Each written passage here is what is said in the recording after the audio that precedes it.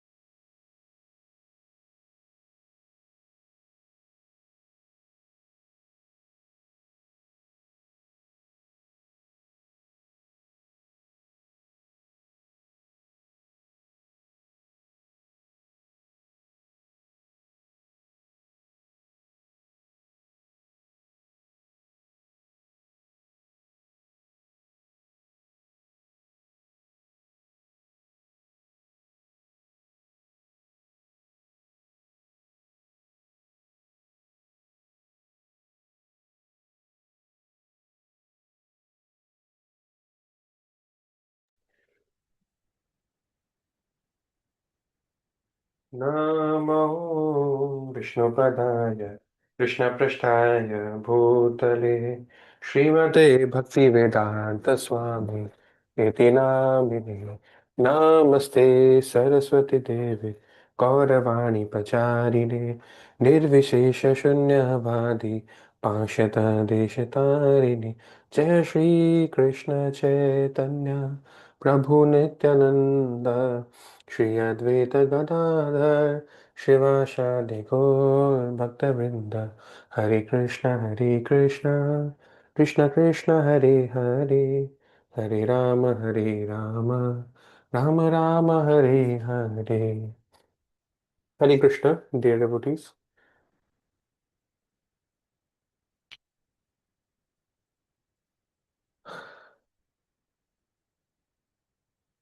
I hope I am audible. Yes Prabhu ji. So हमने कल क्या डिस्कस किया?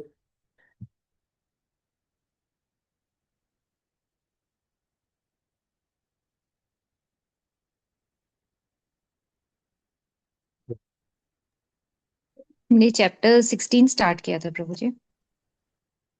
हाँ हाँ। और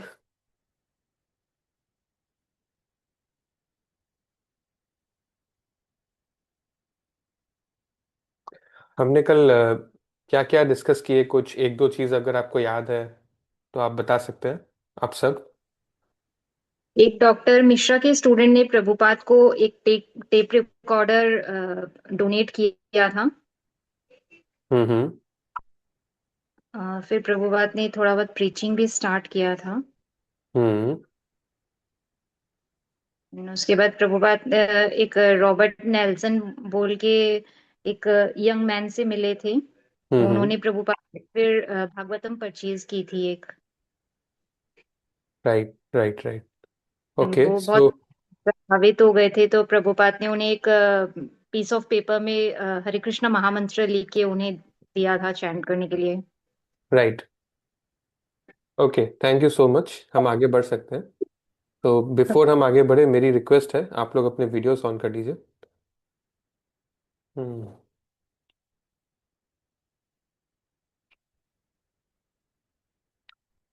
पुष्पिता, जानवी, चैतन्य एंड राहुल।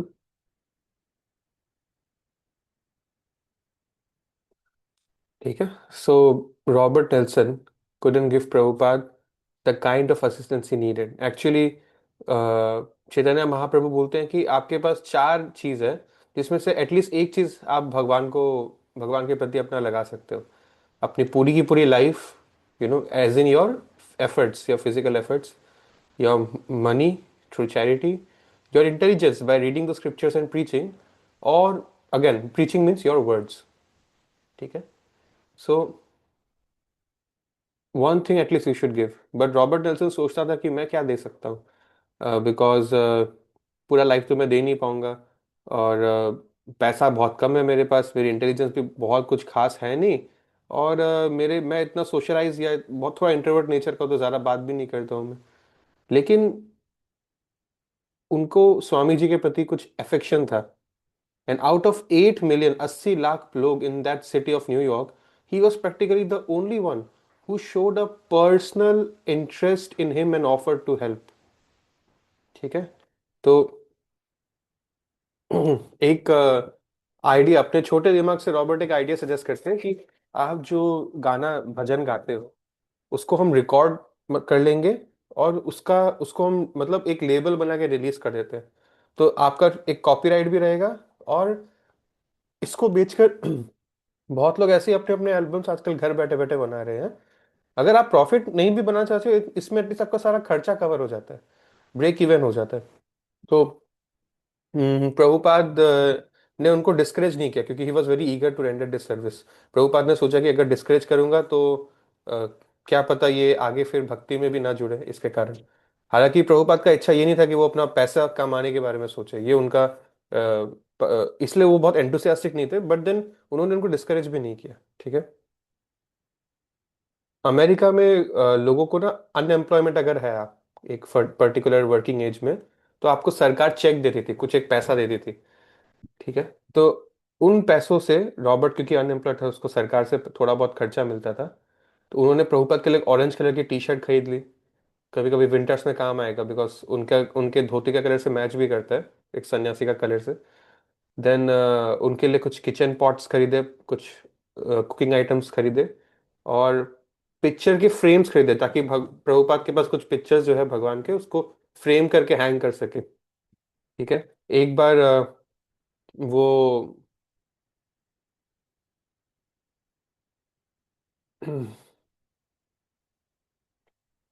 एक बार वो सीखना चाहते थे प्रभुपाद से कि रोटी कैसे बनाते हैं, क्योंकि इंडियंस रोटी खाते हैं, राइट।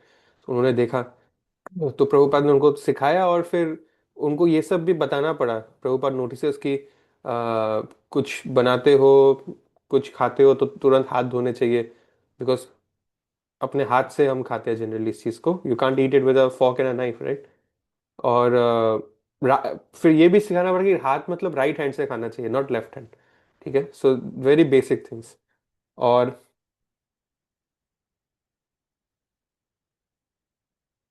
अब हमारे कहानी पे एक दूसरा एक मोड़ आता है।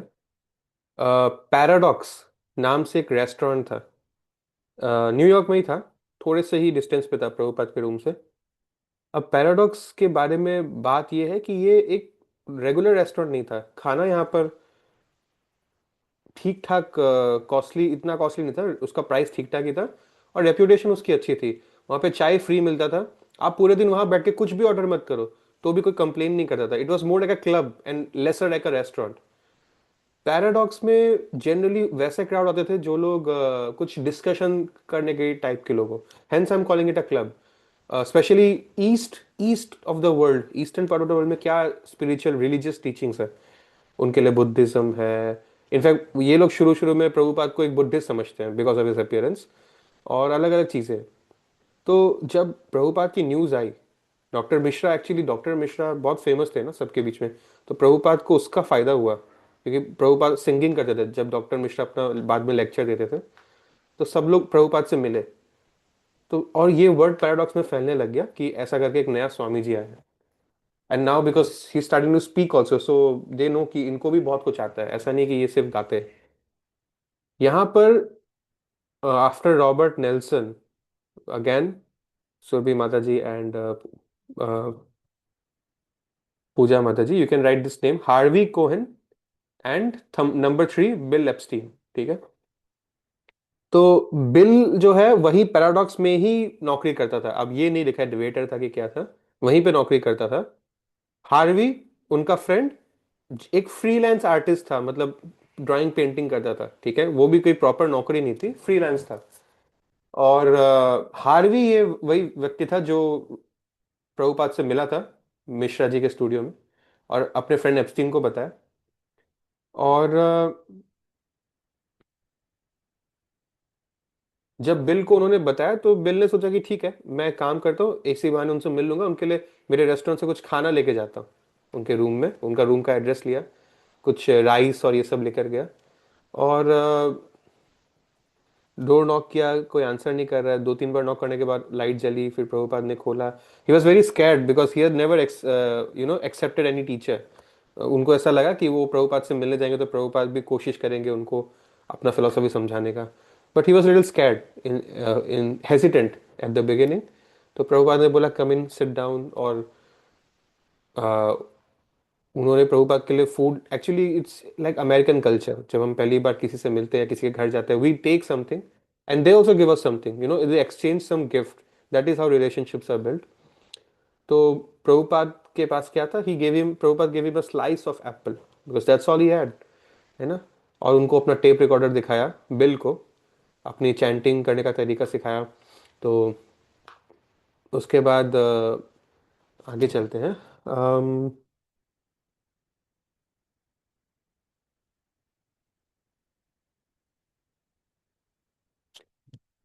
तो अभी आपको ये समझना जरूरी है कि प्रभुपाद के पास अब तक जो ऑडियंस आ रहा था ना, वो थोड़े एल्डरली टाइप के थे, है ना, एज में, और थोड़े कंजर्वेटिव नेचर के थे। पैराडॉक्स में जो लोग रहते थे, पैराडॉक्स रेस्टोरेंट के, they were youngsters opposite, and they were sort of, you know भटके हुए आवारा से जो यूथ होते हैं, हिप्पीज उनकी भाषा में हम बोलते हैं। ठीक है। तो आप समझ पा रहे हो कि प्रभुपाद के पास अब तक जो ऑडियंस आया था वो बहुत अलग टाइप का है, और अभी जो ऑडियंस आने वाला है वो बहुत अलग टाइप का है। ठीक है। और प्रभुपाद का फोकस यूथ को ही लेकर ज्यादा रहेगा। Although that would have been very easy. These conservative people were also rich. Some of the ladies here, they were very rich. But Prabhupada wanted to create a revolution for the youngsters because the youngsters will be the next generation. ठीक है। आगे चलते हैं। So अब हमारे कहानी में आता है David Allen, number 4, foreigner number 4। This will be a name आप चाह के भी भूल नहीं पाओगे, David Allen, for the wrong reasons. Now he is a 21-year-old boy who used to come to the paradox. ये नया नया शहर में आया था, तो ऐसा नहीं कि पैराडॉक्स का कोई पुराना आदमी है जिसको सब समझ में आता है फिलोसफी। आ, थोड़ा बहुत आप बोल सकते हैं ड्रग्स वगैरह लेता था ये, नशा करता था ये, अलग अलग टाइप का। आ, तो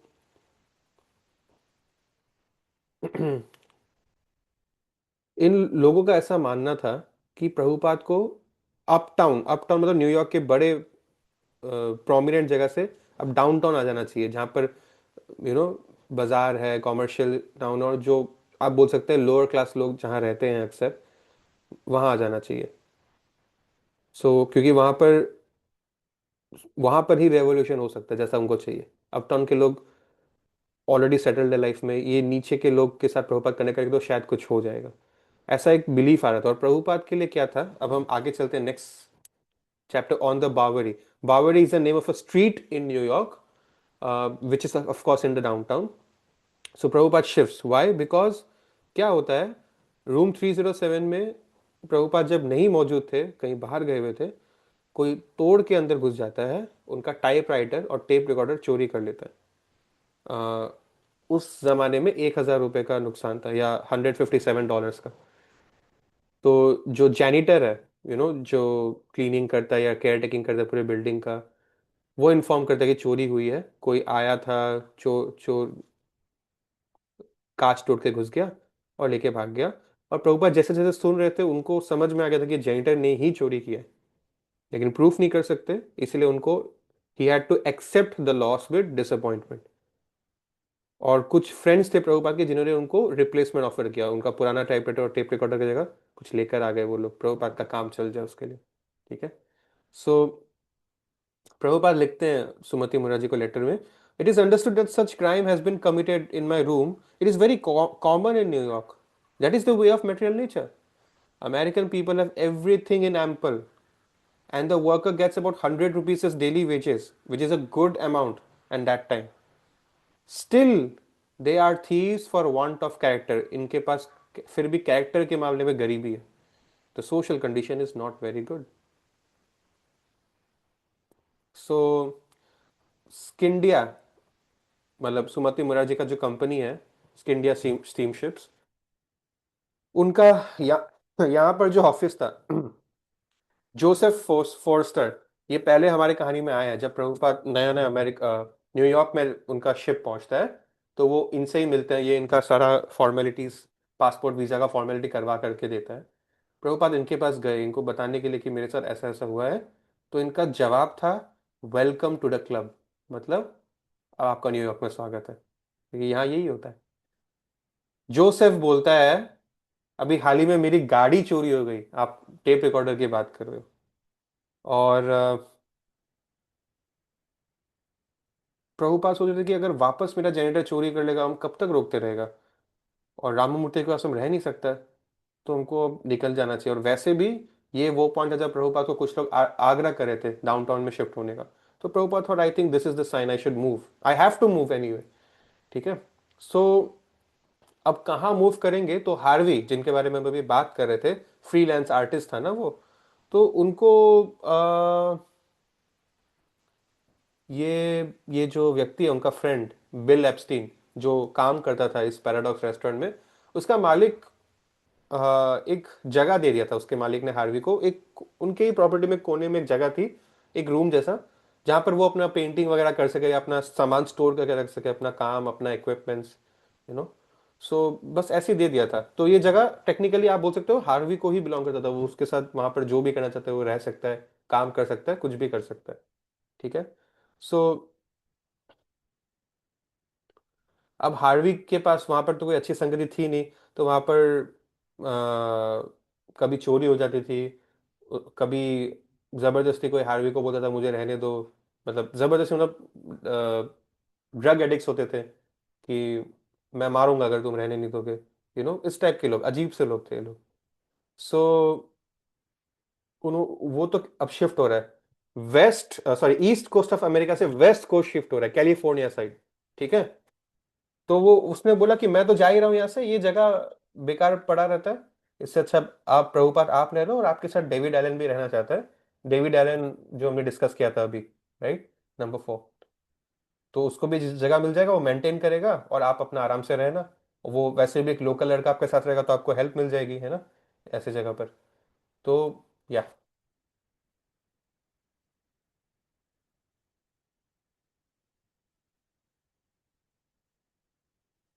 we are going to end now very soon. Now please have a look. David Allen heard कि हार्वी जा रहा है सैन फ्रांसिस्को, यानी कि कैलिफोर्निया शहर, और उसका जो लॉफ्ट है वो ऐसे ही पड़ा रहेगा. अब ऐसा नहीं कि हार्वी और डेविड एक दूसरे को बहुत समय से जानते थे. हार्वी और बिल दोस्त थे, लेकिन डेविड को वो इतना अच्छे से नहीं जानता था, वो तो नया नया लड़का आया था. लेकिन जिस रात हार्वी जा रहा था फाइनली शहर छोड़ के, वो डेविड से कम 3 बार मिला. अब कोइंसिडेंटली मिला या डेविड ने प्लान किया था कि इनको मैं थोड़ा पटा लूंगा, ये नहीं पता अभी तक. बट हार्वी को ऐसा लगा कि ठीक है, शायद इसको दे देना चाहिए, इसको ज़रूरत है. और स्वामी जी भी आएंगे तो उनको भी एक लोकल का असिस्टेंस मिल जाएगा. वैसे भी बूढ़ा व्यक्ति है, तो एक होना ही चाहिए कोई साथ में. सो प्रभुपाद जब जा रहे थे अपना ये 307 फ्लैट छोड़ के, तो उनके बहुत सारे एक्वेंटेंसेस, एक इलेक्ट्रिशियन जो बिल्डिंग में काम करता था, और जो उनके कुछ क्लास करने वाले रेगुलर लोग थे 2 फ्लोर ऊपर ही जो रहते थे, they came to warn him कि Bowery is not a place for gentleman. They protested. ठीक है. It is the most corrupt place in the world. Prabhupada things had been stolen from this room. वहां जाना तो और घटिया ऑप्शन हो गया फिर तो.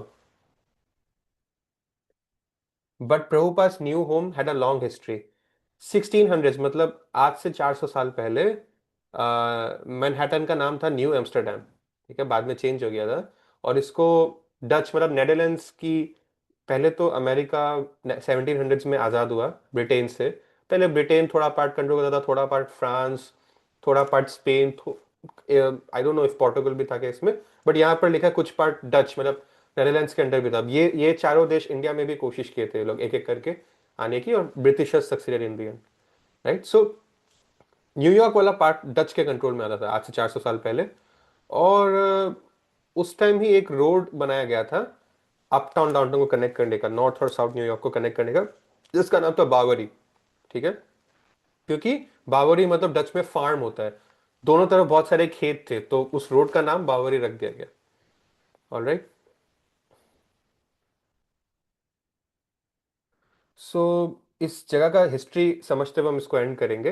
अर्ली 1800s, मतलब आज से 200 साल पहले जब डच चले गए, उसके 200 साल बाद क्या होता है, वहां पर जर्मनी से आए हुए लोगों की क्वांटिटी बहुत बढ़ गई थी।